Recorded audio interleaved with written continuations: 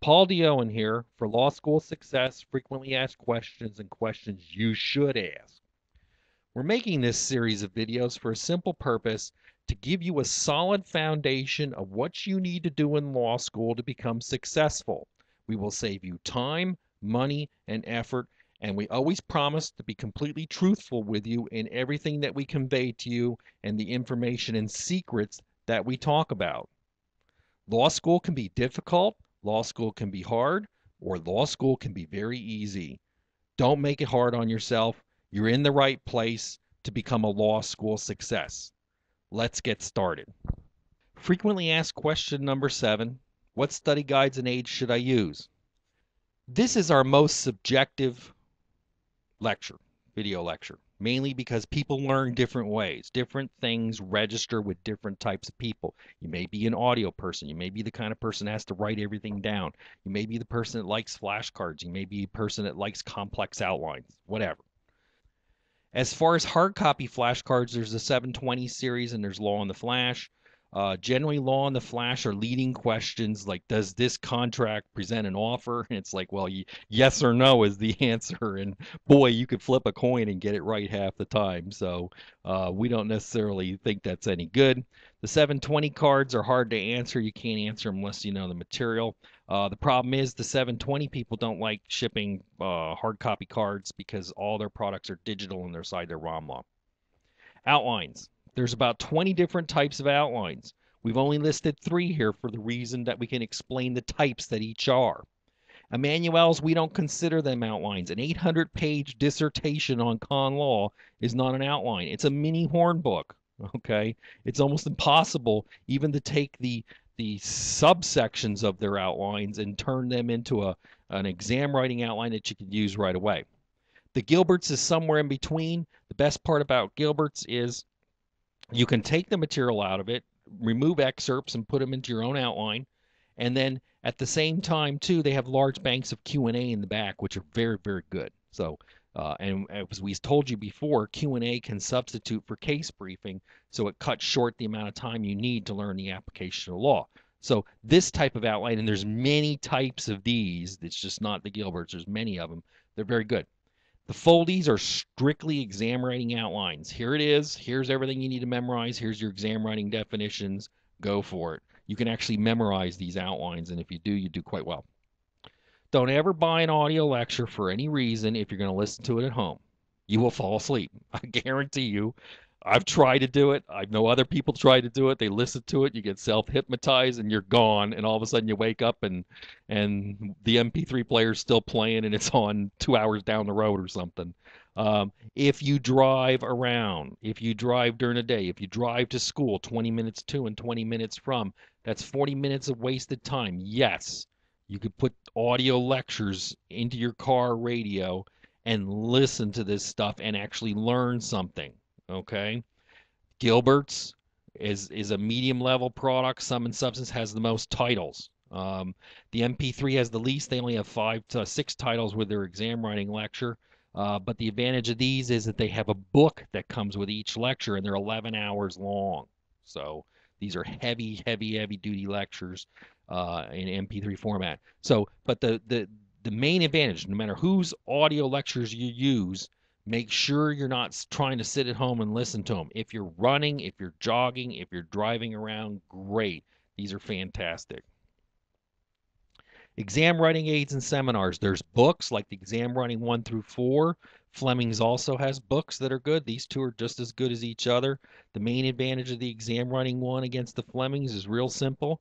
They have lots of sample questions that you can write on. So that if you need to do 30 contracts exams, that's where you find them. Okay.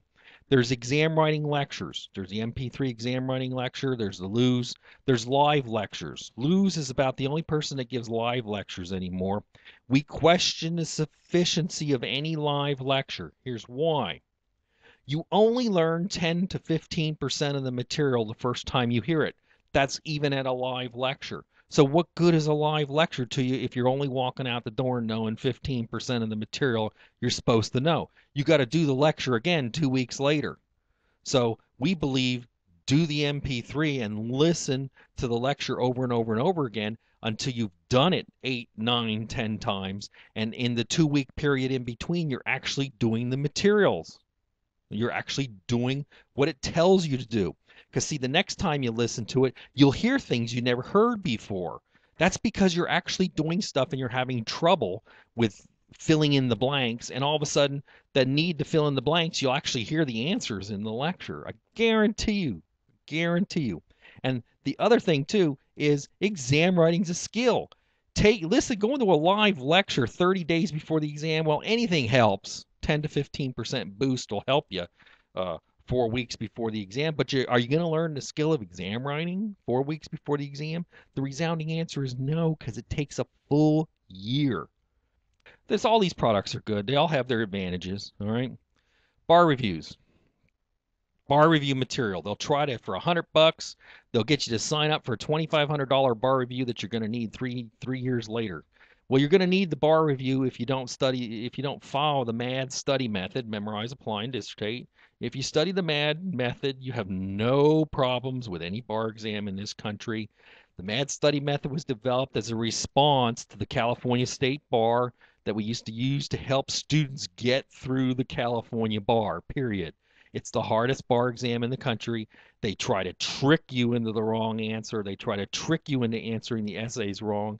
And the issue is either you know the law or you don't. If you do, you get to pass the exam. If you don't, you fail, period. That's why so many people fail the California bar.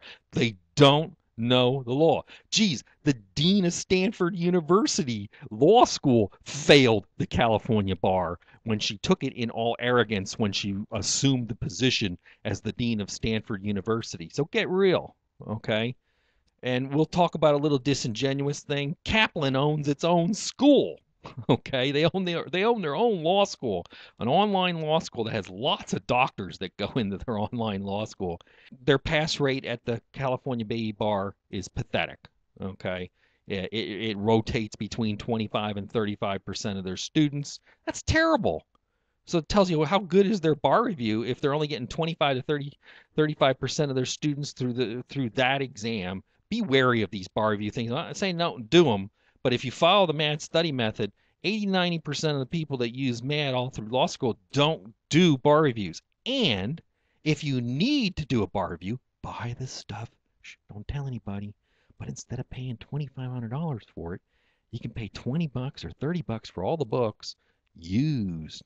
Okay, you can buy that stuff used, so easy, and you can go over the materials yourself. It isn't an issue. $25-$30 versus $2,500. I'm going with 25 or 30, and I'll just study a little bit harder and get better grades in law school all the way through law school. Now, study groups.